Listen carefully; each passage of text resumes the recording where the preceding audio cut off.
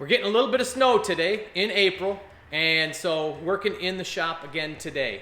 So we're going to be working on the axles, and we did some work on these a while back, so I'm going to take you back to some older video where I kind of started this project, but then it got interrupted, had to go on pause, put back together just to get the thing back here to my shop. So now it's here. We're going to be doing not only putting the axles in, the front axle, putting wheel bearings on, doing the brakes, and putting some vintage lockouts on it. So we'll do all that, but first we'll take you back a little bit and I'll walk you through what was already done. All right, so everything started with pulling it apart, starting to inspect things, checking each different part. Here you can see how badly the bearings were worn into the races because it almost acted like a spring loaded when it would pop in and out. And you can really see it right here in the actual race. You can see the grooves where they've been beat in there over the years of use, and that's where the damage starts. So, drain all the fluids. Well, obviously it's milky, who knows when it was changed last. But once we got it out, checked the bearings there, and again, you can kind of see there on the races some wear. We pulled the seals out, put new seals in. Both the bearing races, though, were bad.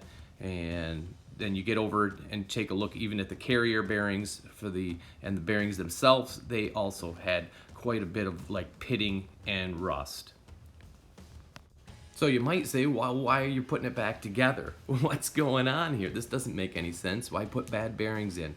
Well, we had lots of little things that we had to do on the axles, and basically it was an issue of time. We ran out of time, and so I had gotten some parts ordered, some parts didn't, but I had to get the Jeep moved out of there where it was at. So we did pull the rear axle apart too. There were some nice new brake parts on it. Somebody had done some stuff to it, and so we yanked the rear axle apart and checked most everything there, and the rear axle was actually fairly decent. There wasn't a need to do a whole lot to it, so we yanked everything apart and cleaned all the components up and started putting it back together with brand new seals. Shimmed it all up to make sure it seemed to be correct.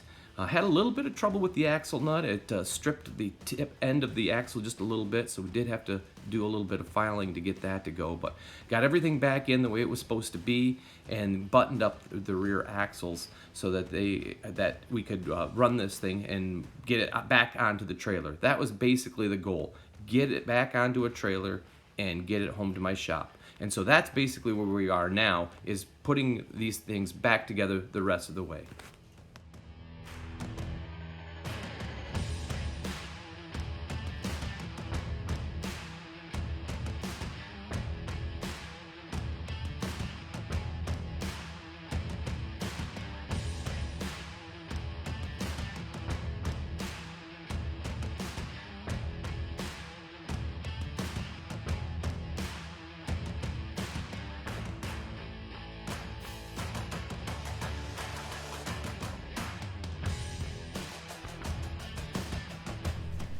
You just saw Fast Dadding it in action.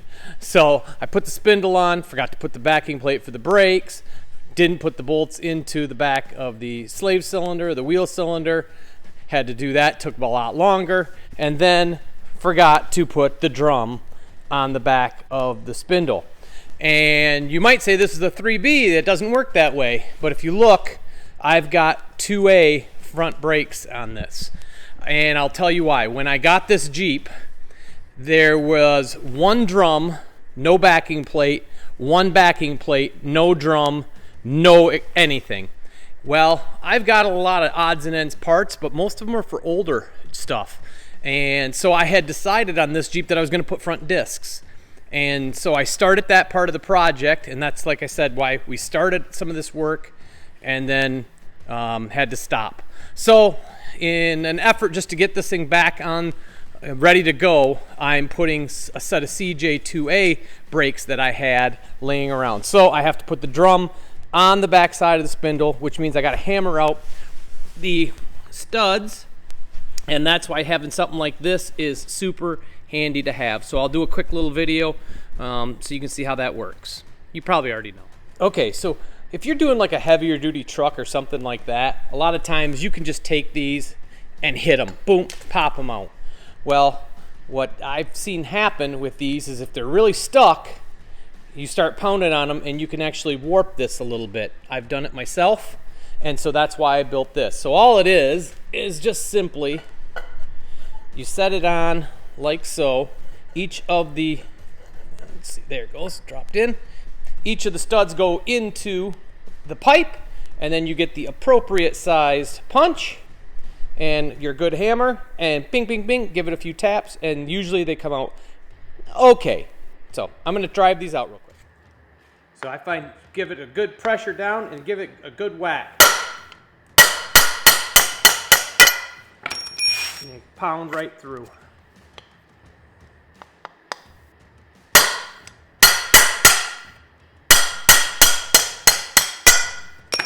And then you probably didn't ruin your studs. You might be able to reuse them. That's up to you. Putting it back on, same thing.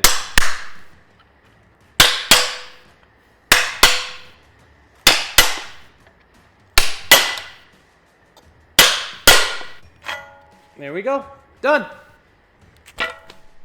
All right, the last thing you want to do is get yourself a, I believe it's going to be a 3/4 inch wrench.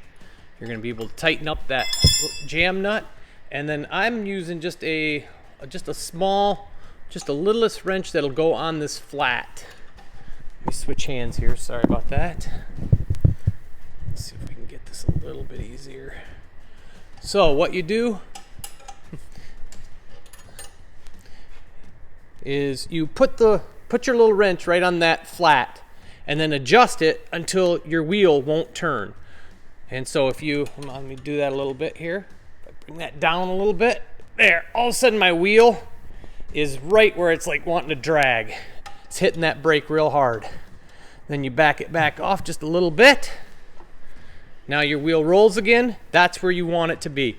So you might want to play with it a little, go back and forth, but that's how you adjust the brakes on a 2A, not on a 3B. 3B is a little bit different. So that is it for today. The old Warren lockouts went on pretty good. This one has got some damage on the inside. It's not working perfectly. It locks, but it doesn't lock easy. And this one, I believe, yeah, there it is. You can see that I don't know why I'm getting that flickering. The case is kind of cracked on this one. There you go, you can see it pretty good there. So, not the best ones around, but they are what I had. So, that is gonna do it. I'll get somebody to help me do some brake bleeding, and that will be all set, and then we're getting real close to putting the tub back on. So I got the bottom and the top painted. Let me let that focus. Come on. There we go. So the bottom, the top, the back side of the grill, a couple other parts, just starting to get paint on them. I'll do a little video on painting coming up, but just getting the chassis a little bit more buttoned up before the body goes back on. All right, there's definitely still a lot more to do on this little chassis, although it is getting down to some of the real small stuff. So if there's something that I went over kind of quick, please throw it in the comments. I'll try to either address it there, or I can even make another quick little video, a little shorty short. So thanks for watching. If you like the videos, share them, subscribe if you're not already, and thanks again for watching.